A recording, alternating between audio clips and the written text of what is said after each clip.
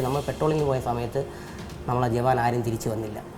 ഒറ്റ ജവാൻ തിരിച്ചു വന്നില്ല. അപ്പോൾ തന്നെ നമുക്ക് മനസ്സിനകത്തൊരു ഉൾഭയം ഉണ്ടായി, എന്തുകൊണ്ട് വന്നില്ല. 500-ന് മുകളിൽ ജവാൻ നമ്മളെ നഷ്ടപ്പെട്ടെന്ന് പറഞ്ഞു കഴിഞ്ഞാൽ അവിടെ നിന്ന് ഒരു കല്ല് ഉരുട്ടിയിട്ട് കഴിഞ്ഞാൽ നമ്മളെ ദേഹത്ത് വീഴും. നമുക്ക് ആയുധം കൊണ്ട് കയറാൻ പറ്റത്തില്ല പകൽ. അത്രമാത്രം പ്രകൃതി അവർക്ക് വേണ്ടി സപ്പോർട്ടായിരുന്നു. അപ്പോൾ അതിലുള്ള ഒരു പയ്യനാണ് യോഗേന്ദ്ര യാദവ്. ഈ പയ്യൻ എന്ത് ചെയ്ത്, സാർ എന്നെ കൂടെ അതിലോട്ട് ചേർക്കുമോ എന്ന് അങ്ങോട്ട് ആവശ്യപ്പെട്ടു. അപ്പോഴും നമ്മളെ സാറ് പറഞ്ഞു, വേണ്ട, സുവേന്ദ്ര മേജർ സാർ പറഞ്ഞു, വേണ്ട, ഇപ്പം നിനക്കതിന് പോകേണ്ട, ഇതില്ല, നീ മാരേജ് ചെയ്തേലേ ഉള്ളൂ, നീ റെസ്റ്റ് ചെയ്യും. എടുത്ത് വെച്ച ഫുഡ് ചിലപ്പോൾ നമ്മൾ റൊട്ടിയൊക്കെ എടുത്ത് വയ്ക്കുകയാണെങ്കിൽ ആ റൊട്ടി ഇങ്ങനെ നമ്മൾ കൈ കൊണ്ട് എടുക്കുന്നത് ഓർഡർ വരും, ഓപ്പറേഷൻ റെഡി. ഫസ്റ്റ് കയറുന്ന ആൾ എന്തായാലും അവർ ഫയർ ചെയ്യും. പക്ഷേ ഈ ആര് കയറുമെന്നുള്ള സിറ്റുവേഷനിൽ ഈ പയ്യൻ പറയുന്നത്, സാർ ഞാൻ കയറാം. ലാസ്റ്റ് കയറുന്ന ആളും ഫസ്റ്റ് കയറുന്ന ആളും തമ്മിൽ നമുക്ക് മനസ്സിടിക്കും. കാരണം ഈ അവസാനം കയറുന്ന ആളാണ് ഫസ്റ്റ് അവിടെ ഇറങ്ങേണ്ടത്. ഗ്രനേഡ് കടിച്ചിട്ട് ഇങ്ങനെ കിടക്കായിരുന്നു. ആരെങ്കിലും വരെയാണെങ്കിൽ തിരിഞ്ഞാൽ മൊത്തം ആളും മരിക്കും. കുറച്ച് കഴിയുമ്പോൾ രക്തം ഇവിടെ എല്ലാം കമാൻഡർ സാബിൻ്റെയും ബഡ്ഡിയിലെയും കൈ എല്ലാം കീറിയ എല്ലാ ചീളുകളെല്ലാം തിളഞ്ഞ് എൻ്റെ കാലിൽ. അങ്ങനെ എൻ്റെ കാലിൽ ഏറ്റവും വലിയ പാകിസ്ഥാൻ്റെ ടെററിസ്റ്റ് എന്ന് പറഞ്ഞാൽ നമ്മൾ വിചാരിക്കുമ്പോഴൊന്നുമല്ല, ഭയങ്കരമാണ്. ആ മീശ പോലും കാണത്തില്ല. കുട്ടികളെ നമ്മൾ മരിച്ചു കഴിഞ്ഞ ടെററിസ്റ്റ് നമ്മൾ ചെന്ന് മുഖം കാണുമ്പോൾ നമുക്ക് തന്നെ തോന്നും, ഈ 17 വയസ്സ് 16 വയസ്സ് 15 വയസ്സ് കല്ലെറിയുക, തീ കത്തിക്കുക, റോഡ് മൊത്തം ടയർ. ഞങ്ങൾ ഈ അഫ്സൽ ഗുരുവിനെ കൊന്നത് ഇങ്ങനെ ഈ തൂക്കി കൊന്നത് എന്താണെന്ന് അറിയണമെങ്കിൽ ശ്രീനഗറിലെ നമ്മൾ പോകണമായിരുന്നു.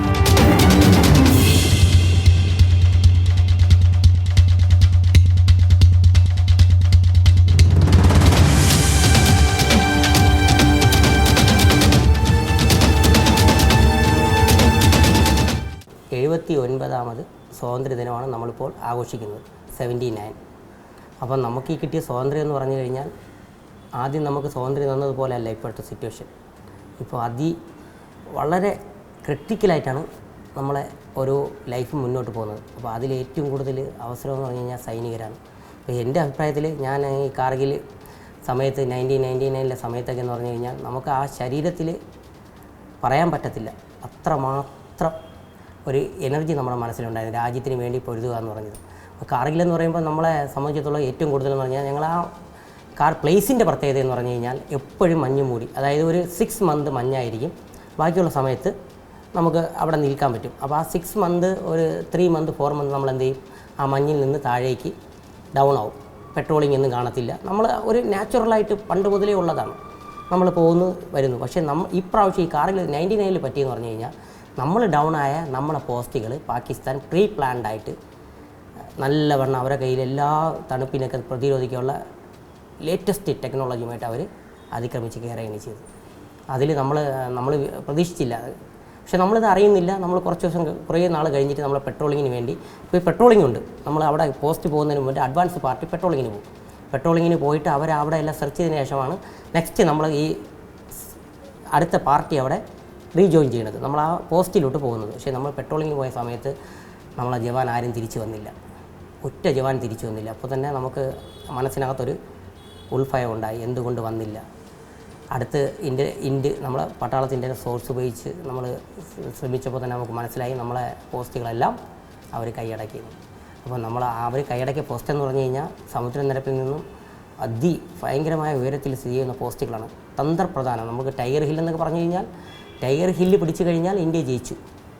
ആ പോസ്റ്റിലോട്ട് കയറാൻ വേണ്ടി നമ്മളെ ജവാൻ്റെ അത് എത്രയെന്ന് പറഞ്ഞു കഴിഞ്ഞാൽ 500-ന് മുകളിൽ ജവാൻ നമ്മളെ നഷ്ടപ്പെട്ടെന്ന് പറഞ്ഞു കഴിഞ്ഞാൽ അവിടെ നിന്ന് ഒരു കല്ല് ഉരുട്ടിയിട്ട് കഴിഞ്ഞാൽ നമ്മളെ ദേഹത്ത് വീഴും. നമുക്ക് ആയുധം കൊണ്ട് കയറാൻ പറ്റത്തില്ല പകൽ. അത്രമാത്രം പ്രകൃതി അവർക്ക് വേണ്ടി സപ്പോർട്ടായിരുന്നു. ടെററിസ്റ്റ് എന്ന് വെച്ച് കഴിഞ്ഞാൽ അത്രയും ഹൈറ്റിലാണ് അവരിയ്ക്കുന്നത്.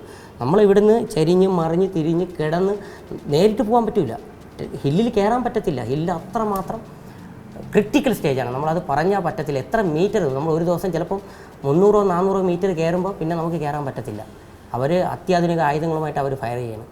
അവിടെ നമ്മൾ ഈ കാർഗിൽ വിജയത്തിൻ്റെ ഏറ്റവും മനോഹരം എന്ന് പറഞ്ഞു കഴിഞ്ഞാൽ യോഗേന്ദ്ര യാദവ്, ടൈഗർ ഹില്ലാണ് കാർഗിലിലെ ഏറ്റവും വലിയ ഇമ്പോർട്ടൻറ്റ് പ്ലേസ്.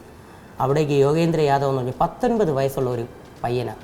കല്യാണം കഴിഞ്ഞു 3 മാസം പോലും ആയില്ല. അങ്ങനെ പുള്ളി ഈ കാർഗിൽ യുദ്ധം നടക്കുന്നു, കല്യാണം കഴിഞ്ഞ് ഉടനെ ന്യൂ മാരീഡിന് പുള്ളി ലീവിന് പോയി നാട്ടിൽ നിൽക്കുക. അപ്പോഴാണ് ഈ ടൈഗർ ഹില്ലിലേക്കുള്ള ഈ ഗ്രനേഡ് ടീമാണ് അവരെ വിളിക്കുകയും അവരെന്ത് ചെയ്ത് ഈ പയ്യനെ ഒഴിവാക്കിയെന്ന് പറഞ്ഞാൽ സാറിന് തോന്നി, ഈ പയ്യൻ കല്യാണം കഴിഞ്ഞിട്ട് 19 വയസ്സല്ലേ ആയുള്ളൂ, ഈ പയ്യനെ വിളിക്കണ്ട, നമുക്ക് പോകാമെന്ന്. പക്ഷേ ഈ പത്രത്തിലും ഇതിലൊക്കെ വാർത്ത വന്ന് കണ്ടപ്പോൾ തന്നെ പയ്യൻ്റെ മനസ്സിൽ തോന്നി, അവനെന്ത് ചെയ്ത് തൻ്റെ ലീവെല്ലാം ക്യാൻസൽ ചെയ്ത് തിരിച്ച് യൂണിറ്റിലോട്ട് വന്നു. യൂണിറ്റ് വന്ന് പുള്ളി എന്താണ്, ഗാത്തക് യൂണിറ്റാണ്. ഗാത്തക് എന്ന് പറഞ്ഞു കഴിഞ്ഞാൽ കൊലയാളി യൂണിറ്റാണ്. നമ്മൾ ആ ഗാത്തക് യൂണിറ്റിലുള്ളവരാണ് ആദ്യം ആ ഗ്രനേഡ് യൂണിറ്റിൽ ഫസ്റ്റ് അറ്റൻഡ് ചെയ്യുന്നത്. ബാക്കിയുള്ള ആൾക്കാർ പുറകിലാണ്. ഗാത്തക് എന്ന് പറഞ്ഞാൽ കമാൻഡോ ആണ്, യൂണിറ്റിലും ഒരു കമാൻഡോ ഉണ്ട്, അതാണ് ഗാത്തക് എന്ന് പറയുന്നത്, കൊല്ലുക എന്നുള്ളത്. അപ്പോൾ അതിലുള്ള ഒരു പയ്യനാണ് ഈ യോഗേന്ദ്ര യാദവ്. ഈ പയ്യൻ എന്ത് ചെയ്ത്, സാർ എന്നെ കൂടെ അതിലോട്ട് ചേർക്കുമോ എന്ന് അങ്ങോട്ട് ആവശ്യപ്പെട്ടു. അപ്പോഴും നമ്മളെ സാറ് പറഞ്ഞു, വേണ്ട, സുബേദർ മേജർ സാർ പറഞ്ഞു, വേണ്ട, ഇപ്പം നിനക്കതിന് പോകേണ്ട, ഇതില്ല, നീ മാരേജ് ചെയ്തേലേ ഉള്ളൂ, നീ റെസ്റ്റ് ചെയ്യ്, ഞങ്ങൾ പോയിക്കോളാം. ഇല്ല, ഞാൻ പോകുമെന്ന് പറഞ്ഞ് അവൻ വില്ലിങ്ങായി. 19 വയസ്സേ ഉള്ളൂ, കൊച്ചു പയ്യെ വില്ലിങ്ങായി നമ്മൾ ആ ഒരു ടൈഗർ ഹില്ലിൻ്റെ യുദ്ധത്തിലേക്ക് തിരിച്ചു പോയി. നമ്മളെല്ലാം റെഡിയായി അവർ പോയിരുന്ന സമയത്ത് ഈ പയ്യൻ എന്ത് ചെയ്തു, ആരാണ് ഫ്രണ്ടിൽ, അപ്പോൾ ഭയങ്കര പോസ്റ്റ് അവർ നിറഞ്ഞു നിൽക്കുക, ഫയർ നല്ല ഫയറാണ്. അപ്പോൾ ആ പോസ്റ്റിൽ ഡിസ്ട്രോയ് ചെയ്താൽ മാത്രമേ നമുക്ക് ഹില്ല് പിടിക്കാൻ പറ്റൂ. എങ്ങനെ ഡിസ്ട്രോയ് ചെയ്യും, അത്രമാത്രം ഹൈറ്റിലിരിക്കുന്നു, നമ്മളെ അകത്ത് കയറാൻ പറ്റില്ല, ഒരുപാട് കാഷ്വാലിറ്റി. ഫസ്റ്റ് കയറുന്ന ആൾ എന്തായാലും അവർ ഫയർ ചെയ്യും. പക്ഷേ ഈ ആര് കയറുമെന്നുള്ള സിറ്റുവേഷനിൽ ഈ പയ്യൻ പറയുന്നത്, സാർ ഞാൻ കയറാം. 19 വയസ്സുകാരനാണ്. നമ്മളത് മനസ്സിൽ നമ്മളെ ഇപ്പം തന്നെ രക്തമൊക്കെ ഇങ്ങനെ വരും. അപ്പോൾ അവൻ്റെ ആ ഒരു വില്ലിങ്ങാണ്. ആ സമയത്ത് അവൻ, ഇല്ല സാർ ഞാൻ കയറും. അങ്ങനെ ആ പയ്യൻ അകത്ത് കയറി. ആരെങ്കിലും ഒരാൾ കയറിയാൽ മാത്രം, ഫയർ ചെയ്താൽ മാത്രമേ അകത്തുള്ള ആൾക്കാരെ നമുക്ക് കില്ല് ചെയ്തിട്ട് നമുക്ക് ആ സ്ഥലം പിടിക്കാൻ പറ്റും. പക്ഷേ ഈ സമയത്ത് ആ പയ്യൻ എന്ത് ചെയ്തു, ആ പോസ്റ്റ് കയറി. അവൻ്റെ ആദ്യം കയറിയപ്പം തന്നെ 4 വെടി, അവൻ്റെ 4 വെടി ഏറ്റിട്ട് അവൻ വീണിട്ട് എഴഞ്ഞ് അവിടുന്ന് ഫയറിങ് വന്നുകൊണ്ടിരിക്കുക. 8ആയി 9ആയി. കയ്യിലിരുന്ന ഗ്രനേഡ് എടുത്ത് ആ ഫയർ ചെയ്യുന്നവരെ പോസ്റ്റിലേക്ക് എടുത്ത് എറിഞ്ഞ് ആ നിന്ന 8 പേരെന്തോണ് ഓൺ ദ സ്പോട്ടിൽ ഈ വെടി ഏറ്റിട്ട് ആ പയ്യൻ കൊന്നത്. അത്രമാത്രം എനർജറ്റിക് ആയിരുന്നു ആ പയ്യൻ. അപ്പം നമ്മൾ ആ കാർഗിൽ ആലോചിക്കണം, നമ്മൾ ആരെങ്കിലും ഒരു വെടി കിട്ടിയാലും നമ്മളെ കയ്യിലൊരു മുള്ളു കൊണ്ടുകഴിഞ്ഞാൽ നമ്മൾ പുറകിലോട്ട് വലിയും. ആ സ്ഥാനത്താണ് ആദ്യത്തെ 4 വെടിയുണ്ട കൊണ്ടു വീണ്ടും മുന്നോട്ട് പോയി, വീണ്ടും 6 വെടിയുണ്ട വീണ്ടും കൊണ്ടു, എന്നിട്ടും കയ്യിരുന്ന AK-47 ഉപയോഗിച്ച് ടെററിസ്റ്റിനെ ഫയർ ചെയ്ത്. ടെററിസ്റ്റ് അല്ല, അത് പാകിസ്ഥാൻ പട്ടാളമാണ്, പ്രൊഫഷണൽ പട്ടാളമാണ്. നമ്മൾ ടെററിസ്റ്റ് ആണെങ്കിൽ കുഴപ്പമില്ല, നമുക്ക് ടെററിസ്റ്റിനെ പോലെ നേരിടും. ഇതല്ല, ഇത് പ്രൊഫഷണൽ പട്ടാളമാണ്. ആ പോസ്റ്റ് കംപ്ലീറ്റ് കൈയടക്കിയത്. അതിനകത്ത് കയറി ആ കംപ്ലീറ്റ് ആൾക്കാരെ ഈ പുള്ളി തീർത്തതിന് ശേഷം മാത്രമാണ് ഈ പയ്യൻ അവിടെ ബോധരഹിതനായിട്ട് വീണതിന് ശേഷമാണ് ബാക്കിലുള്ള ബാച്ചിന് കയറാൻ പറ്റി. ഇന്നും എത്ര ശരീരത്തിൽ പുള്ളി മരിച്ചിട്ടില്ല, മനസ്സിലായില്ലേ? അപ്പോൾ അതുപോലുള്ള വീരപരാക്രമികളായിട്ടുള്ള ധീര ജവാന്മാരുടെ നാടാണ് നമ്മൾ പറഞ്ഞാൽ തീരില്ല. നമ്മൾ കുട്ടികൾക്ക് പറഞ്ഞു കൊടുക്കാൻ വേണ്ടി യോഗേന്ദ്ര യാദവ് ഒന്നല്ല, 1000 യോഗേന്ദ്ര യാദവന്മാരുണ്ട്. ടൈഗർ ഹില്ല് പിടിച്ചപ്പോൾ എന്ത് ചെയ്തു, നമ്മൾ ഇനി കാണുന്ന ഇന്ത്യ അല്ല ടൈഗർ ഹില്ല് നമ്മൾ പിടിക്കാതിരുന്നെങ്കിൽ. നമ്മൾ ടൈഗർ ഹില്ലിൽ പിടിച്ച ആ ഹീറോയാണ് യഥാർത്ഥ ഇന്ത്യയുടെ ഹീറോ. ആ പാകിസ്ഥാനിനെ തോൽപ്പിക്കാൻ വേണ്ടി നമുക്ക്, അതായത് ഒരു യുദ്ധം വരുമ്പോൾ നമ്മൾ സാധാരണഗതിയിൽ ചെയ്യുന്ന ഒരു പ്രൊസീജിയറും അല്ലാതെ നമ്മൾ ജനങ്ങളെല്ലാം സാധാരണ ജീവിതത്തിലേക്ക് പൊയ്ക്കൊണ്ടിരുന്നതാണ് കാർഗിൽ വാർ. ആരെയും ഡിസ്റ്റർബ് ചെയ്തിട്ടില്ല. ഒരു രാജ്യത്തിന് ഒരു സൈലൻ്റായിട്ട് പോകുന്നു, അവിടെ യുദ്ധം ചെയ്യുന്നു, ജവാന്മാർ മാത്രമേ യുദ്ധം ചെയ്യുന്നു. അങ്ങനത്തെ ഒരു യുദ്ധം വരുന്നത്. അതിൽ പാകിസ്ഥാൻ തോറ്റതോടുകൂടി നമ്മളെ ഇന്ത്യ അവിടുന്ന് തുടങ്ങിയ വളർച്ചയാണ് ഇന്ത്യയുടെ.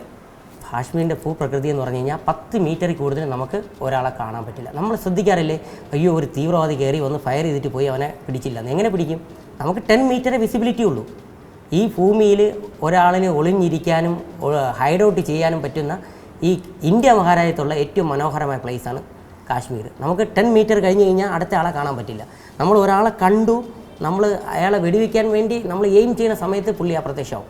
കാരണം ഉബഡ് കബഡ് നമ്മൾ ഹിന്ദി പറയുന്നത് ഉബഡ് കബഡ് എന്നാണ്. ഉബഡ് കബഡ് എന്ന് പറഞ്ഞു കഴിഞ്ഞാൽ മലനിരകൾ, ഹൈറ്റും ഡൗണും, ഹൈറ്റും മരങ്ങളും ചരിവും പാറയും ഇങ്ങനെയുള്ള ഒരു അതിമനോഹരമായ പ്രദേശമാണ് കാർഗിൽ. പക്ഷേ കാശ്മീരിൽ നമ്മൾ പോകുമ്പോൾ ഉള്ള പ്രത്യേകത എന്ന് പറഞ്ഞു കഴിഞ്ഞാൽ എല്ലാം മലനിരകളാണ്. ഒരു ഹൈഡ് ഔട്ടിന് ഏറ്റവും അവർക്ക് അനുയോജ്യമായ സ്ഥലമാണ് കാശ്മീർ. അപ്പോൾ അവിടെ നമുക്ക് പെട്ടെന്ന് ഓപ്പറേഷൻ ചെയ്യാൻ പറ്റില്ല. എന്നിട്ട് നമ്മൾ കാർഗിലെല്ലാം കഴിഞ്ഞു. എനിക്ക് പോസ്റ്റിംഗ് കിട്ടിയ 10 സെക്ടർ RR ആയിരുന്നു. ഞാൻ RR പോയി. അപ്പോൾ കാശ്മീർ കഴിഞ്ഞതിന് ഈ യുദ്ധം വേറെയാണ്, കാശ്മീർ വേറെയാണ്. കാശ്മീരിൻ്റെ ലൈഫേ വേറെ ലെവലാണ്. നമ്മൾ ഇവിടുന്ന് ഇപ്പോൾ ഫ്ലൈറ്റിലാണ് നമ്മൾ പോവുകയാണെങ്കിൽ നമ്മൾ ഇവിടുന്ന് ഹൈ ടെമ്പറേച്ചറിൽ പോയിട്ട് നേരെ ചെന്ന് ഇറങ്ങുന്ന മൈനസ് ടെമ്പറേച്ചർ ശ്രീനഗറിൽ ഇറങ്ങുമ്പോൾ തന്നെ നമ്മൾ ഫ്ലൈറ്റ് തുറക്കുമ്പോൾ തന്നെ നമ്മൾ ശരീരം എല്ലാം വിറങ്ങലിക്കും. അത്ര ടെമ്പറേച്ചർ തണുപ്പാണ്. നമ്മൾ പോകുന്നത് കേരളത്തിൽ നിന്നാണ്. ഫ്ലൈറ്റിൽ കയറുന്നു, തണുപ്പിൽ നമ്മൾ പിന്നെ അടുത്ത് ഫൈറ്റ് ചെയ്യാനുള്ള പ്രകൃതിയോടാണ്. നമ്മൾ ആദ്യം ഫൈറ്റ് ചെയ്യുന്ന പ്രകൃതിയാണ്. നമ്മുടെ ശരീരം പ്രകൃതിയോട്ട് ഇണങ്ങി ചേർന്ന് അടുത്ത രാവിലെ വെളുപ്പാങ്കാലത്ത് 3 മണിക്ക് നമ്മൾ കാൺവായിൽ കയറിയിട്ട് പിന്നെ നമ്മൾ യാത്ര ആരംഭിക്കുന്നത് നമ്മളെ ലൊക്കേഷൻ എന്ന് പറഞ്ഞാൽ കാൺവായി എന്ന് പറഞ്ഞു കഴിഞ്ഞാൽ നമ്മൾ തൊഴുതുകൊണ്ടിരിക്കണം. ഏത് സമയത്തും വിത്തിൻ സെക്കൻഡ്. നമ്മൾ ഇവിടുന്ന് ശ്രീനഗറിൽ നിന്ന് എൻ്റെ സ്ഥലം ബാരാമുള്ളയാണ്. ഞാൻ ബാരാമുള്ള വരെ എത്തുമെന്ന് എനിക്ക് യാതൊരു ഗ്യാരണ്ടിയില്ല. ഹൃദയം എവിടെ വേണമെങ്കിലും ഫയറാവാം. ഇപ്പോഴത്തെ സിറ്റുവേഷൻ അറിയില്ല, പക്ഷേ അന്ന് അങ്ങനെ ആയിരുന്നു. 2010-ലും 2014-ലൊക്കെ എവിടെ വേണമെങ്കിലും ഫയറാവും. പക്ഷേ നമ്മളെ കയ്യിൽ ആയുധം ഉണ്ടാവും. ഫയറെന്ന് പറഞ്ഞു കഴിഞ്ഞാൽ എനിക്ക് ഏറ്റവും ഓർമ്മയെന്ന് പറഞ്ഞു കഴിഞ്ഞാൽ ഞങ്ങളെ ഒരു യൂണിറ്റിലെ കുട്ടികൾ ലീവിന് പോയിട്ട് വന്ന് എയർഫോണൊക്കെ കാതിൽ വെച്ചിരിക്കുക. ഞങ്ങൾ പട്ടണം പോലെ പലഹാലം കഴിഞ്ഞുള്ള സ്ഥലത്ത് വെച്ച് ടെററിസ്റ്റ് അറ്റാക്ക് ചെയ്തു. അറ്റാക്ക് എന്ന് പറഞ്ഞു കഴിഞ്ഞാൽ അവർക്ക് തോക്കെടുക്കാനോ ഒന്ന് ചിന്തിക്കാനോ പറ്റിയില്ല. 4 സൈഡിൽ നിന്ന് കവറായിട്ട് കയറി അവർ AK-47 ഓരോ വെടിയുണ്ടേ തീർക്കുകയാണ് ചെയ്തത്. അവർക്കൊന്നും ചെയ്യാൻ പറ്റില്ല. ആദ്യം ഗ്രനേഡ് എറിഞ്ഞ് ഒരു ഭീകരാന്തരീക്ഷം ശ്രദ്ധിച്ചോടെ കംപ്ലീറ്റ് ഫയർ ചെയ്തപ്പോൾ ഇതിനകത്ത് ചെവിയിൽ വെച്ചിരുന്ന ഇയർഫോൺ പോലും ആ പാട്ട് പോലും കേൾക്കാതെ കുട്ടികൾ അവിടെ ഇരുന്ന് സിവിൽ ഡ്രസ്സിൽ അവിടെ ഇരുന്ന് മരിച്ചു. നമ്മൾ ആ വണ്ടി പോയി കണ്ടു കഴിഞ്ഞാൽ കംപ്ലീറ്റ് ചിലവരെ പല്ല് എല്ലാം ചെതറി കിടക്കരുത്. അതാണ് നമ്മൾ ശ്രീനഗറിൽ നിന്നും കാർഗിൽ എന്ന് പറഞ്ഞ സ്ഥലത്തോണം അല്ലെങ്കിൽ ബാരാമുള്ളയിലാണോ കുപ്വാഡയിലോ എവിടെ പോയാലും നമ്മൾ ശ്രീനഗറിൽ നിന്ന് തിരിച്ചു കഴിഞ്ഞാൽ നമ്മളവിടെ എത്തുമെന്നൊരു ഗ്യാരണ്ടിയില്ല. പിന്നെ എത്തിക്കഴിഞ്ഞ് നമ്മളെ സ്വീകരിക്കുന്നത് എന്താണ്? ഓപ്പറേഷനിലൂടെയാണ്. നമ്മൾ എത്തിയ ഉടനെ നമ്മൾ ഫുഡെല്ലാം കഴിച്ച ഉടനെ നമ്മളെ യൂണിറ്റ് ചെന്ന് പറഞ്ഞാൽ പറയും ഓപ്പറേഷൻ റെഡി. ശ്രീനഗറിൻ്റെ അവസ്ഥ അതാണ്. പിന്നെ നമ്മളെ ജോലി ഓപ്പറേഷനിൽ പങ്കെടുക്കുക എന്ന് പറയും. ഓപ്പറേഷനിൽ പങ്കെടുക്കുക എന്ന് പറഞ്ഞു കഴിഞ്ഞാൽ എടുത്ത് വെച്ച ഫുഡ് ചിലപ്പോൾ നമ്മൾ റൊട്ടിയൊക്കെ എടുത്ത് വയ്ക്കുകയാണെങ്കിൽ ആ റൊട്ടി ഇങ്ങോട്ട് നമ്മൾ കൈ കൊണ്ട് എടുക്കുന്നത് ഓർഡർ വരും. Operation ready. സെറ്റ് എടുക്കുന്നു, നമ്മൾ വെപ്പൺ എടുക്കുന്നു, നേരെ വണ്ടിയിൽ കയറുന്നു. ആ കയറുന്ന സമയത്ത് നമ്മളെ ഉറപ്പില്ല നമ്മളവിടെ എത്തിയിട്ട് തിരിച്ച് വരുമെന്ന്. അതാണ് നമ്മളെ സേവനം എന്ന് പറഞ്ഞാൽ. ഓപ്പറേഷന് പോകുമ്പോഴോ നമ്മൾ ടെററിസ്റ്റിനെ നമ്മൾ ഹൈഡ് ഔട്ട് ചെയ്ത് കണ്ടുപിടിച്ച് കഴിഞ്ഞാലും ജനങ്ങളെ ഏതൊരു സപ്പോർട്ടും ഇല്ല. ജനങ്ങളാണെങ്കിൽ കംപ്ലീറ്റ് അവരെ കൂടെയാണ് നിൽക്കുന്നത്. നമ്മൾ ജനങ്ങളെ പ്രൊട്ടക്റ്റ് ചെയ്യണം, അവിടെ ഉള്ള പൊളിറ്റീഷ്യനെ പ്രൊട്ടക്റ്റ് ചെയ്യണം. എന്നിട്ട് നമ്മൾ സ്വയം പ്രൊട്ടക്റ്റ് ചെയ്യണം. ടെററിസ്റ്റിനൊന്നുമില്ല. ആൾക്കാരുടെ ഇടയിൽ നിന്ന് ഫയർ ചെയ്യാൻ ഈസിയാണ്. അവിടെ നമ്മൾ ചെന്ന സമയത്ത് ഈ ജനങ്ങളെ പ്രൊട്ടക്റ്റ് ചെയ്യാൻ വേണ്ടി മാത്രം നമ്മൾ ചിലപ്പോൾ 7-8 മണിക്കൂർ ഓപ്പറേഷനിൽ ആ ടെററിസ്റ്റിനെ നമ്മൾ കൊല്ലാതെ അവിടെ ഹൈഡ് ഔട്ടായിട്ട് നിൽക്കേണ്ടി. ആ സമയത്ത് നമ്മളെ കയ്യിൽ വെള്ളമോ നമുക്കൊന്ന് എണീക്കാനോ നമ്മൾ ഏത് പൊസിഷനിലാണ് ഇരിക്കുന്നത് ആ പൊസിഷനിൽ ഇരിക്കുന്നത്. നമ്മൾ ഒരു മരത്തിൻ്റെ സൈഡിലാണ് ഇരിക്കണമെങ്കിൽ അത് 8 മണിക്കൂറോളം തോക്കും വെച്ച് അവിടെ തന്നെ. അവിടെ നിന്ന് മൂവ്മെൻ്റ് ഒന്നുമില്ല. ഫുഡ് കൊണ്ടുവരാനൊന്നും ആരും കാണത്തില്ല. അവിടെ തന്നെ ഇരിക്കും കണ്ടിന്യൂ. അതും മൈനസ് ടെമ്പറേച്ചറിലാണ്. മെയിൻ എന്ന് പറഞ്ഞു കഴിഞ്ഞാൽ അവിടുത്തെ ജനങ്ങൾ അന്ന് ഈ കല്ല് അവരൊരു ആയുധമാണ്. കല്ലെടുത്ത് അവർ എന്ത് ചെയ്യും? നമ്മൾ ഒരു ഓപ്പറേഷന് പോകുകയാണെങ്കിൽ ടെററിസ്റ്റിനെ പ്രൊട്ടക്റ്റ് ചെയ്യാൻ വേണ്ടി അവർ കല്ലെടുത്തെറിയും. അത് ജനങ്ങളെ തെറ്റല്ല. അന്നത്തെ സിറ്റുവേഷൻ അങ്ങനെ ആയിരുന്നു. കാരണം ടെററിസ്റ്റും ജനങ്ങളെ ഭീഷണിപ്പെടുത്തിയാണ് വയ്ക്കുന്നത്. പക്ഷേ ഇന്ന് എല്ലാം മാറി, ഇന്ന് സെറ്റ്. പക്ഷേ എൻ്റെ അഭിപ്രായത്തിലെന്ന് പറഞ്ഞു കഴിഞ്ഞാൽ ഞാനൊരു സമയത്ത് ഇതുപോലെ ജനങ്ങളെല്ലാം ഇങ്ങനെ പട്ടാള വണ്ടിയുടെ അടിയിൽ കയറി കിടന്നിട്ട് ജനങ്ങൾ പറയുന്നത് ഗോ ബാക്ക്, നിങ്ങളെല്ലാം തിരിച്ചു പോവുക, ഞങ്ങൾ വിടത്തില്ലെന്ന് പറയുമ്പോൾ അവർ ഞങ്ങളെ കല്ലെറിയണം. അപ്പോൾ ഞങ്ങൾക്ക് കിട്ടിയ ഓർഡർ എന്ന് പറഞ്ഞാൽ കല്ല് തിരിച്ച് എറിയാൻ പാടില്ല, തിരിച്ച് യൂണിറ്റ് കൊണ്ടുവരണം. തിരിച്ചെറിഞ്ഞു കഴിഞ്ഞാൽ നമ്മൾ ഒരു കല്ല് താഴെ വീണ് കഴിഞ്ഞാൽ സിറ്റുവേഷൻ മാറും. അപ്പം നമ്മൾ അവരെ എറിഞ്ഞതുപോലെയാവും. അത്രമാത്രം നമ്മളെ കൈ കെട്ടിയാണ് ആ സമയത്ത് നമ്മൾ നിന്നിരുന്നത്. എന്നിട്ട് നമ്മൾ ആ തിരിച്ച് കല്ല് കൊണ്ടുവന്നിട്ട് നമ്മളെ യൂണിറ്റിൽ കൊണ്ടുവയ്ക്കുമായിരുന്നു. കാരണം സിറ്റുവേഷൻ അങ്ങനെയാണ്. അവിടുത്തെ ജനങ്ങളുടെ ആ ഒരു പെർഫോമൻസ് അങ്ങനെ ആയിരുന്നു. അവിടുത്തെ ആൾക്കൂട്ടത്തിൻ്റെ ഇടയ്ക്കാണ് ഈ ഭീകരവാദികൾ. അവരങ്ങനെയാണ് അവിടുത്തെ ആ ജനങ്ങളെ പഠിപ്പിച്ച് അവരെ ആ ഒരു പ്രത്യേക മാനേജ്മെൻറ്റാണ്. ടെററിസ്റ്റിൻ്റെ എന്താണ് കഴിവെന്നറിയില്ല. അവരെപ്പോഴും ആൾക്കൂട്ടത്തിൻ്റെ ഇടയിലുണ്ടാവും. ആൾക്കൂട്ടത്തിൽ നിന്നാണ് ഫയർ ചെയ്യണത്. ഒരിക്കലും അവർ നേരിട്ട് ഇന്ത്യൻ ആർമി ഫയർ ചെയ്യില്ല. ഇന്ത്യൻ ആർമിയെ നേരിട്ട് ഫയർ ചെയ്താൽ അവർ വിജയിക്കത്തില്ല. അവർ പുറകിൽ നിന്നും ആൾക്കൂട്ടത്തിൽ നിന്നും കുട്ടികളുടെ ഇടയ്ക്കിൽ നിന്നും സ്ത്രീകളുടെ ഇടയ്ക്കിൽ നിന്നാണ് അവർ നമ്മൾ ഫയർ ചെയ്യണത്. ഒരിക്കൽ പോലും അവർ ഫ്രണ്ടിൽ വന്നിട്ടില്ല, വരാൻ അവർക്ക് സാധിക്കില്ല.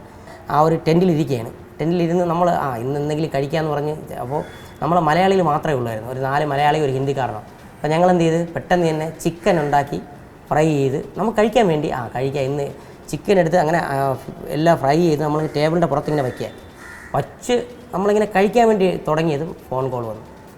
നമ്മൾ ആ ചിക്കൻ വെച്ചിട്ട് നേരെ പോയി. കഴിക്കാൻ പറ്റിയില്ല. ചെന്നു നമ്മൾ കാസ്പർ എന്ന് പറഞ്ഞൊരു വാഹനമുണ്ട്, അതായത് വെടിയുണ്ട് വന്നാലും കൊള്ളൂല, അതിനകത്താണ് പോകുന്നത്. അതിനകത്ത് പോകുമ്പോൾ ലാസ്റ്റ് കയറുന്ന ആളും ഫസ്റ്റ് കയറുന്ന ആളും തമ്മിൽ നമുക്ക് മനസ്സിടിക്കും. കാരണം ഈ അവസാനം കയറുന്ന ആളാണ് ഫസ്റ്റ് അവിടെ ഇറങ്ങേണ്ടത്.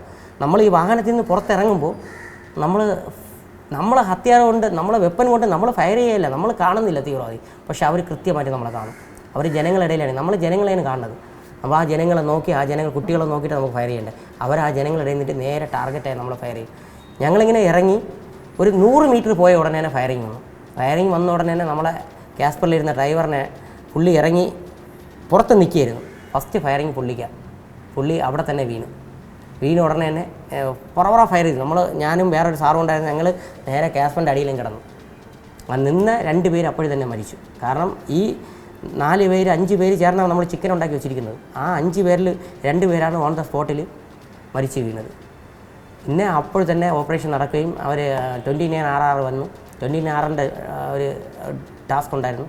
അവർ നേരെ വന്ന് ഈ ടെററിസ്റ്റിനെ കൊന്നു. പക്ഷേ ഞങ്ങൾ തിരിച്ച് പോയപ്പോൾ ഞങ്ങൾക്ക് തിരിച്ച് നമ്മൾ ഒരാഴ്ച ഭക്ഷണം കഴിക്കാൻ പറ്റിയില്ല. കാരണം ഞങ്ങളെ കൂടെ മസാല ഇടാനും ചിക്കൻ കട്ട് ചെയ്യാനും ഞങ്ങളെ കൂടെ ഹെൽപ്പ് ചെയ്ത ഞങ്ങളെ ഏറ്റവും വേണ്ടപ്പെട്ട ഒരു ഹിന്ദിക്കാരനും ഒരു മലയാളി ഉണ്ടായിരുന്നു. 2 പേരും ഓൺ ദ സ്പോട്ടിൽ തീർന്നു. അവരെ തലേ ദിവസം നമ്മളെ കൂടെ അവർ കാണിച്ചിരുന്ന ഫോട്ടോയും അവരെ വീട്ടിലെ വിഷമങ്ങളും അവരെ ബുദ്ധിമുട്ടുകളും അവരെ കുഞ്ഞിൻ്റെ ഫോട്ടോയും എല്ലാം നമ്മളെ കാണിച്ച് അവരെ ബർത്ത്ഡേ എല്ലാം നമ്മൾ കണ്ടിട്ട് പെട്ടെന്ന് നമ്മളെ അടുത്ത് കിടക്കുന്ന ബെഡിൽ ഒരാൾ കാലിയാവുക എന്ന് പറഞ്ഞു കഴിഞ്ഞാൽ അത് ഒരിക്കലും സഹിക്കില്ല. അതൊക്കെ നമുക്ക് ആർമിയിൽ മാത്രമേ കിട്ടൂ.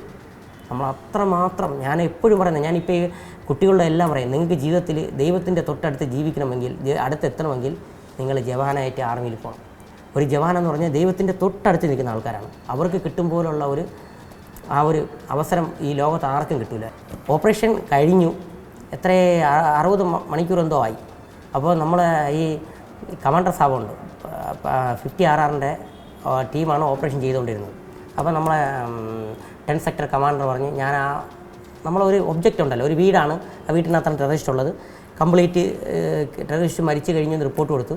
അപ്പോൾ റേഡിയോ സെറ്റും കൊണ്ട് ഒരാൾ പോകണം. അപ്പോൾ ഞാനും കമാൻഡർ സാബും ബഡ്ഡിയും കൂടെയാണ് പോകണം. അതിനാണ് എനിക്ക് സേനാ മെഡലിന് പേര് പോയതും. പക്ഷേ സേനാ മെഡൽ കിട്ടിയില്ല, സൈറ്റേഷൻ കിട്ടി. സൈറ്റേഷൻ എന്ന് പറഞ്ഞാൽ ജനറൽ സാബിൻ്റെ പ്രശംസാ പത്രം എന്ന് പറയും. പുള്ളി തരുന്ന ഒരു പത്രം എനിക്ക് കിട്ടിയതാണ്, പ്രശംസാ പത്രം എന്ന് പറയും.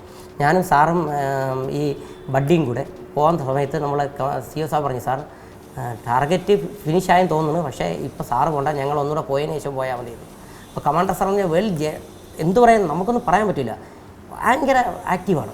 ഒരു പയ്യനെ പോലെയാണ്, എങ്ങനെ എല്ലാത്തിനും ഫ്രണ്ടിൽ പോകണം, ഒരു പേടിയില്ലാത്ത സൂപ്പർ മനുഷ്യനാണ്. പുള്ളി പറഞ്ഞില്ല, ചാവണമെങ്കിൽ ചാവട്ടെ, എന്നാലും ഞാൻ പോകുമെന്ന് പറയും. അങ്ങനെ 60 മണിക്കൂർ കഴിഞ്ഞ് അവിടെ ആരും ഇല്ല. ഞങ്ങൾ പോവേണം. ഞങ്ങൾ പോയി ആ റൂം ബഡ്ഡിയാണ്, ബഡ്ഡി ഫസ്റ്റ്, സെക്കൻഡ് കമാൻഡർ സാബ്, തേർഡ് റേഡിയോ സെറ്റുള്ള ഞാൻ സിഗ്നലിലാണ്. എനിക്ക് റേഡിയോ സെറ്റും AK-47 ഉണ്ടാവും. ഞാൻ അവിടെ ചെല്ലുന്നു. ആ ബഡ്ഡി ആദ്യം ഈ ഡോർ ഇങ്ങനെ ചവിട്ടിയതും അകത്ത് 5 ടെററിസ്റ്റ് ഉണ്ടായിരുന്നു, 4 പേര് മരിച്ചു.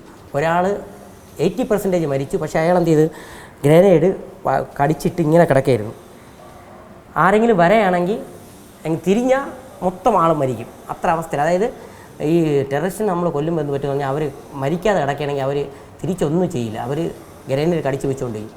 നമ്മൾ അവരെ ബോഡി ചെന്ന് ടച്ച് ചെയ്യണത് വിടും. ഈ ടച്ച് ചെയ്യുന്ന പട്ടാളക്കാരും എല്ലാവരും അപ്പോഴേക്കും തീരും. അതാണ് അവരെ പരിപാടി. അപ്പോൾ ഇത് ബഡ്ഡി കാലുകൊണ്ട് ചവിട്ടിയത് മറ്റവൻ വിട്ട ഉടനെ തന്നെ ചെറിയൊരു സ്കീ എന്നൊരു സൗണ്ടും കുറേ വെള്ളപ്പുകയും നമ്മളൊക്കെ ഇങ്ങനെ പിടിച്ചുകൊണ്ടങ്ങ് നിന്നു ചുവരിൽ. ചെവിയൊക്കെ 30 സെക്കൻഡ് നമുക്കൊന്നും മനസ്സിലാവില്ല. കുറച്ച് കഴിഞ്ഞപ്പോൾ രക്തം ഇവിടെ എല്ലാം കമാൻഡർ സാബിൻ്റെയും ബഡ്ഡിയിലെയും കൈ എല്ലാം കീറിയ എല്ലാ ചീളുകളെല്ലാം നിറഞ്ഞ് എൻ്റെ കാലിൽ. അങ്ങനെ എൻ്റെ കാലിൽ ഏറ്റവും വലിയ പ്രശ്നമായി മാറിയത്. കാല് ഇപ്പോഴും ഉണ്ട് വേദന. എന്നിട്ട് ഈ കുട്ടികളുടെ ഞാൻ ഓടുന്നുണ്ട്. കാല് ഈ അടിച്ച് കീറുകയാണ് ചെയ്തത്. ഇതിൻ്റെ ചെറിയ ചെറിയ ചീളുകളുണ്ടല്ലോ, അത് കീറിക്കൊണ്ട് പോയി. നമ്മളൊരു 60 സെക്കൻഡ് ഒന്നും അറിയില്ല. പിന്നെ പുറകിൽ നിന്നുള്ള ബാറ്ററി എല്ലാവരും വരികയും ഞങ്ങളെ സപ്പോർട്ട് ചെയ്ത് ആംബുലൻസിലോട്ട് മാറ്റുകയാണ് ചെയ്തത്. അപ്പോൾ ഞാൻ ആ പട്ടണിൽ ലാസ്റ്റ് ടൈമിലായിരുന്നു. അപ്പോൾ ആ കമാൻഡർ സാബ്, നമ്മളെപ്പോഴും ഞാൻ സാബെന്ന് വിളിക്കുന്നത്. സാബ് നോക്കിയപ്പോൾ സാബിന് വലിയ പ്രശ്നമില്ല, കയ്യിലെല്ലാം പോയി. പക്ഷേ നമ്മൾ വിത്തിൻ സെക്കൻഡ് ആ ബഡ്ഡി ആ ചവിട്ടി തുറക്കുന്നതിന് പകരം പതുക്കെ ഡോർ തുറന്നിട്ട് അകത്ത് കയറുകയാണെങ്കിൽ എല്ലാവരും മരിക്കും. നമ്മളെന്ത് ചെയ്യുന്നറിയാം, എപ്പോഴും ഓപ്പറേഷന് പോകുമ്പോഴും നമ്മൾ പറയില്ല ഈ ബോഡിയൊക്കെ വലിച്ച് പട്ടാളം അഴിച്ചുകൊണ്ട് പോകുന്നതെന്ന് പറയും. അതല്ല, നമ്മൾ ദൂരെ നിന്ന് കയറെറിഞ്ഞ് പുള്ളിയുടെ കാലിൽ കെട്ടിയിട്ട് വലിക്കും. അപ്പോൾ പുള്ളി മരിച്ചിട്ടില്ലെന്നുണ്ടെങ്കിൽ, അല്ലെങ്കിൽ മരിക്കുമ്പോൾ തന്നെ ഗ്രനേഡ് കടിച്ച് ഇങ്ങനെ വെച്ചിട്ട് കിടക്കും. നമ്മൾ ചെന്ന് ബോഡി തിരിക്കുകയോ മരിച്ചോ നോക്കണതും ഇത് പൊട്ടിത്തെറിച്ച് നമ്മൾ നോക്കുന്നത്, നമ്മളവിടെ ഫിനിഷാവും. അവർ മരിച്ചു കഴിഞ്ഞാൽ ലാസ്റ്റ് ടൈമിൽ അവർ ഒരാളെങ്കിലും വലിച്ചുകൊണ്ട് അവർ പോകും. നമ്മൾ ബോഡിയുടെ അടിയിൽ അവർ വലിച്ച് പൊട്ടിച്ചിട്ട് ഇങ്ങനെ കിടക്കും, മരിച്ചു കിടക്കും. നമ്മൾ ബോഡി തിരിക്കുന്നത് സ്പ്രിങ് അങ്ങ് മാറും, ഗ്രനേഡ് പൊട്ടിത്തെറിച്ച് ഈ പോകുന്നില്ല. അതുകൊണ്ടാണ് നമ്മൾ ദൂരെ നിന്ന് കല്ലെറിഞ്ഞ് കയറിട്ട് കെട്ടി ബോഡി ഒന്ന് അനക്കിയൊക്കെ നോക്കും. അല്ലെങ്കിൽ പോകുന്ന ആൾ ഫിനിഷ്. അപ്പം ടെററിസ്റ്റ് എന്ന് പറഞ്ഞു കഴിഞ്ഞാൽ, പാകിസ്ഥാൻ്റെ ടെററിസ്റ്റ് എന്ന് പറഞ്ഞാൽ നമ്മൾ വിചാരിക്കുമ്പോഴൊന്നുമല്ല, ഭയങ്കരമാണ്. ആ മീശ പോലും കാണത്തില്ല. കുട്ടികൾ നമ്മൾ മരിച്ചു കഴിഞ്ഞ ടെററിസ്റ്റ് നമ്മൾ ചെന്ന് മുഖം കാണുമ്പോൾ നമുക്ക് തന്നെ തോന്നും, അയ്യോ 17 വയസ്സ് 16 വയസ്സ് 15 വയസ്സ് 19 വയസ്സ്. ടെററിസ്റ്റ് നമ്മൾ പറയുന്ന 30-40 വയസ്സുള്ളതല്ല, 17, 18, 19 വയസ്സുള്ള കുട്ടികളാണ്. അവരാണ് മാക്സിമം 25 വയസ്സിന് താഴെയുള്ള കുട്ടികളെയാണ് നമ്മൾ കാണുന്നത്. അപ്പം നമ്മൾ മനുഷ്യരാണ്, നമുക്കും കുട്ടികളുണ്ട്, നമുക്കും എന്ത് ചെയ്യാൻ പറ്റും? നമ്മളിത് കണ്ടിട്ട് നമുക്കും കാണുമ്പോൾ നമുക്കും തോന്നും എന്തോ ജീവിതം എന്ന് പറഞ്ഞാൽ. പക്ഷേ നമുക്ക് സ്വാതന്ത്ര്യം, നമ്മളിന്ന് അനുഭവിക്കുന്ന സ്വാതന്ത്ര്യം എന്ന് പറഞ്ഞു കഴിഞ്ഞാൽ പട്ടാളക്കാർ അവിടെ 1 മിനിറ്റ് ഉറങ്ങിയാൽ, നമ്മൾ ഒരു ദിവസം പട്ടാളക്കാർ ഉറങ്ങിപ്പോയി കഴിഞ്ഞാൽ നമ്മളെ ഈ സ്വാതന്ത്ര്യം എന്ന് പറഞ്ഞാൽ എല്ലാം തീർന്നു. നമ്മുടെ സ്വാതന്ത്ര്യത്തിൻ്റെ ഏറ്റവും വലിയ വിലയെന്ന് പറഞ്ഞാൽ ഇന്ന് അതിർത്തി നിൽക്കുന്ന ജവാനാണ്. അവർ കുട്ടികളും അവർക്ക് ഓണമില്ല, ക്രിസ്മസ് ഇല്ല, വിഷു ഇല്ല, ഒന്നുമില്ല. അവർക്ക് ദീപാവലിയില്ല. അവരെ ദീപാവലി എന്ന് പറഞ്ഞു കഴിഞ്ഞാൽ എല്ലാ ദീപാവലിയും കഴിഞ്ഞിട്ട് അവർ നാട്ടിലോട്ട് പോകുമ്പോഴേ അവരെ ദീപാവലി തുടങ്ങുന്നത്. മനസ്സിലായില്ലേ? അപ്പോൾ അത്രയും പരിത്യജിച്ച് നിൽക്കുന്ന അവരെ നമ്മൾ എത്ര സല്യൂട്ട് ചെയ്താലും, നമ്മൾ ഇന്ത്യക്കാരെ എത്രമാത്രം അവരെ സല്യൂട്ട് ചെയ്താലും കുറവാണ്. നമ്മളെ ഏറ്റവും അഭിമാനം എന്ന് പറഞ്ഞാൽ നമുക്കൊരു ടാർഗറ്റ് തരും, ഒരു ടാസ്ക് തരും. എന്നെ പ്രതീക്ഷിച്ചുകൊണ്ട് ഒരു ടാസ്ക് നമ്മൾ മേലുദ്യോഗസ്ഥൻ, അല്ലെങ്കിൽ ആ മേലുദ്യോഗസ്ഥൻ തരുന്നത് പറഞ്ഞാൽ രാജ്യമാണ് നമുക്ക് തരുന്നത്. ആ ടാസ്ക് നമ്മൾ കില്ല് ചെയ്തിട്ട്, അതായത് നമുക്കിപ്പോൾ ഒരു ഓപ്പറേഷനാണ്, ഇപ്പോൾ 5 ടെററിസ്റ്റ് ഉണ്ട്. ആ ടെററിസ്റ്റിനെ നമ്മളെ 5 പേര് ചേർന്ന അല്ലെങ്കിൽ 10 പേര് ചേർന്ന ഒരു ബാച്ച് അവിടെ പോയി ഒരു കാഷ്വാലിറ്റി ഇല്ലാതെ, നമ്മളെ ജവാന് ഒരു കുഴപ്പമില്ലാതെ നമ്മൾ ടാർഗറ്റ് ഇപ്പോൾ 5 പേരെയും കൊന്നിട്ട് അവരെ അല്ലെങ്കിൽ അവരെ ഡിസ്ട്രോയ് ചെയ്തിട്ട് വളരെ ഈസി ആയിട്ട് തിരിച്ച് യൂണിറ്റിൽ പോയിട്ട് നമ്മളെ പോയ 5 പേരും തിരിച്ച് നമ്മളെ ലൈനിൽ പോയിട്ട് CSF professor I will okay എന്ന് പറയുമ്പോൾ ഉണ്ടാകുന്ന ഒരു അഭിമാനം, ആ കില്ലിങ്, അത് നമ്മൾ ഒരിക്കലും തിരിയും. പിന്നെ നമ്മളെ ദേശീയ പതാക, നമ്മൾ ടാസ്ക്, അഥവാ ഇപ്പം ടൈഗർ ഹില്ലിൽ നമ്മൾ ജീവൻ പണയം വെച്ച് പട്ടാളക്കാരെ മേളിൽ കയറിയിട്ട് ആ ദേശീയ പതാക എടുത്ത് കുത്തുമല്ലോ, കുത്തിയിട്ട് ജയ് ഹിന്ദ് ഒരു സല്യൂട്ട് കൊടുക്കുന്നതിൻ്റെ ഒരു അഭിമാനം. ചിലപ്പോൾ നമ്മളെ കൂടെ 20 പേരുണ്ടാവും, 200 പേരുണ്ടാവും, നമ്മൾ മേളിൽ കയറുമ്പോൾ 2 പേരെ കാണും, പതാക പിടിക്കാൻ 2 പേരെ കാണും, ബാക്കി 198 പേരും താഴെ മരിച്ചു കാണും. പക്ഷേ ആ ഒരു പതാക പിടിച്ചുകൊണ്ട് നമ്മൾ നിൽക്കുന്ന ഒരു നിൽപ്പുണ്ട്. ഈ ലോകത്ത് നമ്മളെ തോൽപ്പിക്കാൻ ആർക്കും കഴിയില്ല. ആ അഭിമാനം നമുക്ക് ഏത് ജോലി ചെയ്താലും, ജീവിതത്തിൽ എത്രമാത്രം നമ്മളെ സമ്പാദിച്ചാലും, എത്ര നമുക്ക് കോടികൾ കയ്യിൽ വന്നാലും കിട്ടില്ല. ആ ഒരു സന്തോഷകരമായ ഒരു നാഷണൽ ഫ്ലാഗും പിടിച്ചുകൊണ്ട് നമ്മൾ ആ ഒരു ടാസ്ക് ജയിച്ച് നിൽക്കുന്ന ഒരവസ്ഥ. അത് യുദ്ധമായാലും ശരി, പേഴ്സണലായിട്ടുള്ള എന്തായാലും ശരി, എന്ത് ടാസ്ക് തന്നാലും. പാർലമെൻറ്റ് അറ്റാക്ക് ചെയ്ത് അഫ്സൽ ഗുരു ഉണ്ടല്ലോ, അഫ്സൽ ഗുരു തൂക്കിക്കൊന്നു. ഞാൻ ലീവ് പ്ലാൻ ചെയ്ത് വീട്ടിൽ നിന്ന് ഇറങ്ങുന്നതാണ്. അഫ്സൽ ഗുരുവിനെ തൂക്കിക്കൊന്നെന്ന് അറിയണത് എൻ്റെ ലീവിന് ഞാൻ രാവിലെ ഇറങ്ങാൻ സമയമായപ്പോൾ പറഞ്ഞ് അഫ്സൽ ഗുരുവിനെ തൂക്കിക്കൊന്നിട്ടുണ്ട്, സന്തോഷ് ലീവ് ക്യാൻസൽ. അത് വളരെ പ്ലാൻ ചെയ്ത ഒരു കാര്യമാണ്. വീട്ടിൽ അമ്മയ്ക്ക് സുഖമില്ല, അമ്മയെ ഓപ്പറേഷൻ ചെയ്യാൻ വേണ്ടി എല്ലാം പ്ലാൻ ചെയ്ത് വെച്ചിരിക്കുക. എനിക്ക് പോയേ പറ്റും. ഞാൻ CSF പറഞ്ഞു, സാർ മരിച്ചാലും എനിക്ക് പോകണം. ഇല്ല സന്തോഷ്, 2 താഴ്വരയിലെ മരങ്ങൾ നിന്ന് കത്തുന്നു. അതായത് നമ്മളെ ഹൈവേ ഉണ്ടല്ലോ, ഹൈവേയിലെ മരങ്ങൾ നിന്ന് കത്തുന്നു. അപ്പോൾ എത്രയാണ് അവസ്ഥ എന്നറിയാമല്ലോ.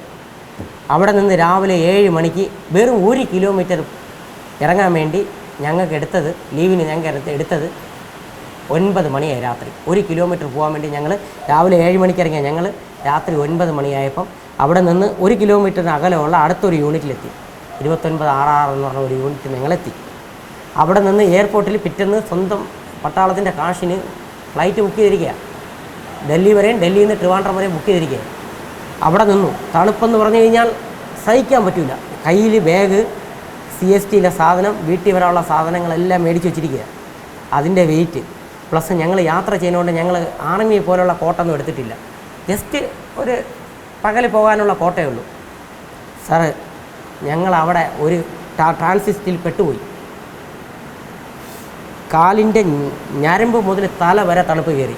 ഒന്നുമില്ല പ്രിക്കോഷൻ, ഇട്ടിരുന്ന ഒരു കോട്ട് മാത്രം. സഹിക്കാൻ പറ്റുന്നില്ല, വീട്ടിൽ പോയേ പറ്റും. രണ്ടും കൽപ്പിച്ച് പല സ്ഥലങ്ങളിൽ വിളിച്ച് പോകാൻ വേണ്ടിയില്ല, വണ്ടിയൊന്നുമില്ല. അങ്ങനെ ഞങ്ങൾ കഷ്ടപ്പെട്ട് ഞങ്ങളുടെ ഒരാൾ പറഞ്ഞ്, നിങ്ങളെ ഈ ബുദ്ധിമുട്ട് കൊണ്ട് നിങ്ങളെ വിടാം എന്ന് പറഞ്ഞ് ഒരു കാസ്പർ തന്നു. അതും ഓപ്പറേഷന് ഈ പെട്രോളിംഗ് നടത്തുന്ന കാസ്പർ, അതിനകത്ത് ഞങ്ങളെ കയറ്റി. ആ കാസ്പർ വെറും 8 കിലോമീറ്റർ ദൂരമുള്ള ഒരു സ്ഥലത്ത് നിന്ന് പോകാൻ വേണ്ടി എടുത്തത് പിറ്റേന്ന് രാവിലെ 9:30 മണിയായി എയർപോർട്ടിലെത്തിയത്. രാത്രി ഓരോ സ്ഥലത്ത് പോകുമ്പോഴും ഫയറിങ്, കല്ലെറിയുക, തീ കത്തിക്കുക, റോഡ് മൊത്തം ടയർ. ഞങ്ങൾ ഈ അഫ്സൽ ഗുരുവിനെ കൊന്നത് ഇങ്ങനെ ഈ തൂക്കി കൊന്നത് എന്താണെന്ന് അറിയണമെങ്കിൽ ശ്രീനഗറിലെ നമ്മൾ പോകണമായിരുന്നു. ശ്രീനഗറിലെ ആ ഒരു രാത്രി, പുള്ളിയെ കൊന്ന ആ ഒരു 2 ദിവസത്തെ രാത്രി എന്ന് പറഞ്ഞു കഴിഞ്ഞാൽ ആർമിക്കാരായ ഞങ്ങൾക്കൊന്നും പറ്റൂല പറയാൻ. 2 സൈഡിൽ നിന്ന് വരുന്ന പട്ടാളത്തിന് ആരെ കണ്ടാലും കല്ലെറിയും. കല്ലെന്ന് പറഞ്ഞാൽ പെട്രോൾ കത്തിച്ചാണ് എറിയുന്നത്, വെറും കല്ലല്ല. അവിടെ നിന്ന് കട്ട് ചെയ്ത് ഞങ്ങൾ ഓരോ സ്ഥലത്തും ഓരോ ആർമി ക്യാമ്പിൽ 8 കിലോമീറ്റർ ഇടയ്ക്ക് 25 ക്യാമ്പുണ്ടായിരുന്നു. ഓരോ ക്യാമ്പിൽ പോയി അവിടെ നിന്ന് അപ്പുറത്ത് നിന്ന് ഇപ്പുറത്ത് നിന്ന് ഞങ്ങൾ എയർപോർട്ടിൽ എത്തിയപ്പോൾ ഞങ്ങളെ ഫ്ലൈറ്റ് പോയി കഴിഞ്ഞു. ഫ്ലൈറ്റ് പോയി രാവിലെ 8 മണിക്കുള്ള ഫ്ലൈറ്റായിരുന്നു പോയി. തിരിച്ച് ഞങ്ങൾക്ക് ആ എയർപോർട്ട് വരെ പോകുന്നിടയ്ക്ക് സുരക്ഷയൊന്നുമില്ല, തീർന്നാണ് നമ്മൾ പോയത്. തിരിച്ച് ഞങ്ങൾ യൂണിറ്റിലോട്ട് വരാൻ വേണ്ടി 1.5 ദിവസം എടുത്തു. ആ എയർപോർട്ടിൽ നിന്ന് ഓരോ ഹോൾട്ട് ചെയ്ത് യൂണിറ്റിലെത്താൻ വേണ്ടി 1.5 ദിവസം എടുത്തു.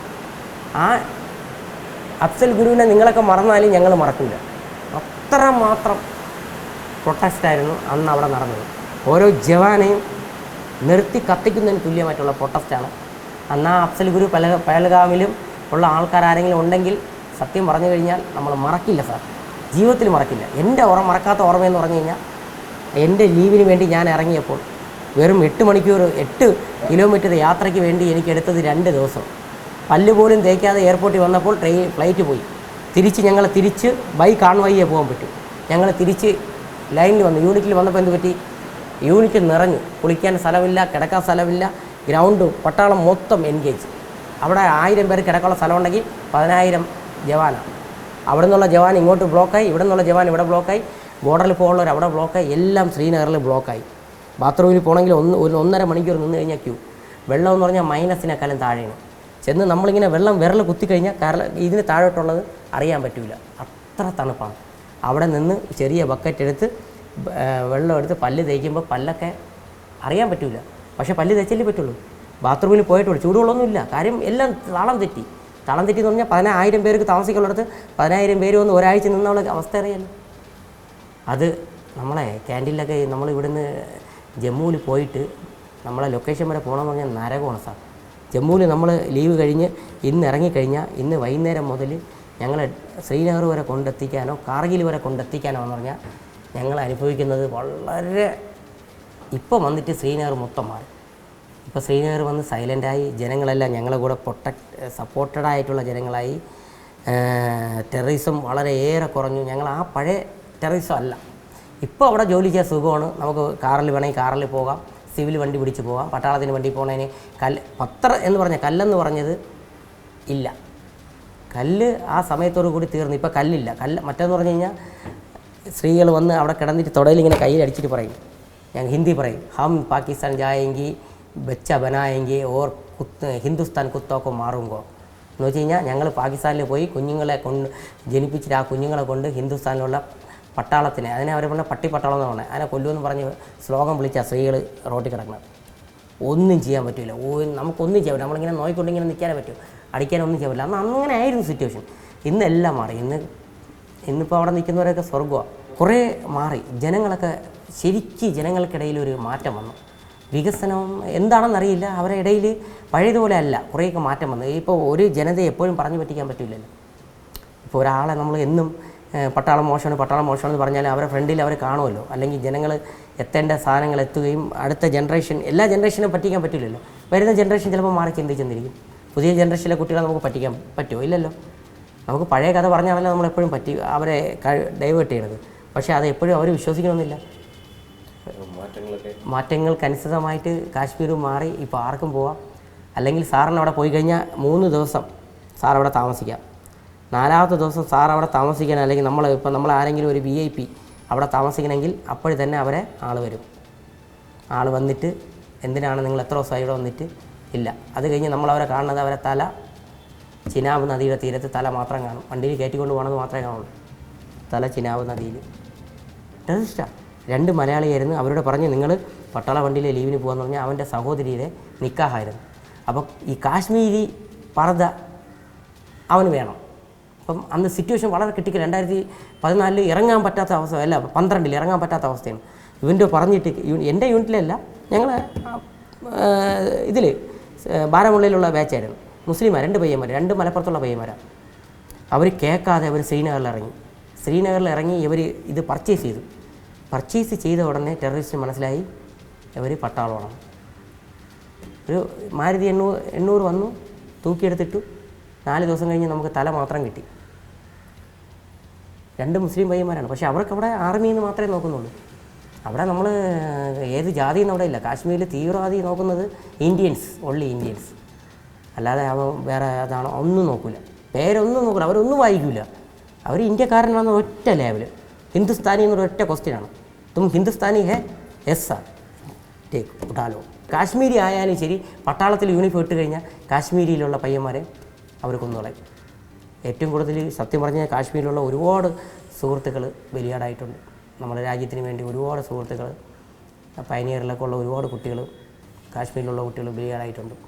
ഈ ഇന്ത്യയുടെ ഇന്ന് നമ്മൾ ഈ സംസാരിക്കാനും ഈ ചിരിക്കാനും ചിന്തിക്കാനും പഠിക്കാനും നമ്മളേതായിട്ടുള്ള സ്വാതന്ത്ര്യം, ലോകത്ത് എനിക്ക് തോന്നുന്നു ഏറ്റവും കൂടുതൽ സ്വാതന്ത്ര്യമുള്ള നമ്മളെ ഈ ഇന്ത്യ മഹാരാജ്യത്തിലെ എല്ലാവർക്കും അതിമനോഹരമായ 79ാമത് സ്വാതന്ത്ര്യദിന ആശംസകൾ നേർന്നുകൊള്ളും. ഏറ്റവും പുതിയ വാർത്തകളും വിശേഷങ്ങളും വിരൽത്തുമ്പിലറിയാൻ സീ മലയാളം ന്യൂസ് എല്ലാ ഡിജിറ്റൽ പ്ലാറ്റ്ഫോമുകളിലും ലഭ്യം.